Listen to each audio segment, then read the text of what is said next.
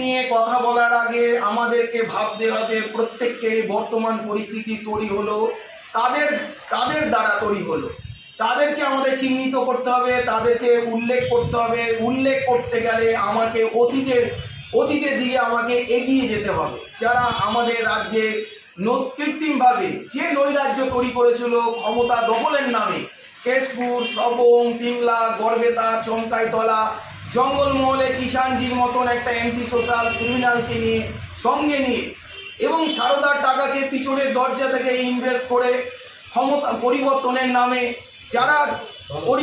নামে যারা আমাদের সুস্থ সমাজকে ধ্বংস করে ক্ষমতা দখল করেছে, আজকে তাদেরকে একটু ভাবার সময় এসেছে।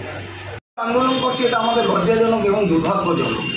ডাক্তার আমাদের বেঁচে থাকার জন্য জন্ম থেকে মৃত্যু ডাক্তারের প্রয়োজন। ডাক্তার ছাড়া আমাদের পৃথিবীতে আমাদের জন্ম হওয়াটাই অস্বাভাবিক। তো সেক্ষেত্রে দাঁড়িয়ে ডাক্তারবাবু তার নিজের অধিকারের জন্য তাকে লড়াই করতে হচ্ছে, এমন একটা বাংলায় আমরা আছি। এটা আমাদের লজ্জাজনক ব্যাপার। এ তো ডাক্তারবাবুদের সাথে আমাদের শুধু আমি নয়, আমার গোটা পরিবার, আমাদের গোটা সমাজ ব্যবস্থা ডাক্তারবাবু লড়াইয়ের মধ্যে আমরা থাকবো।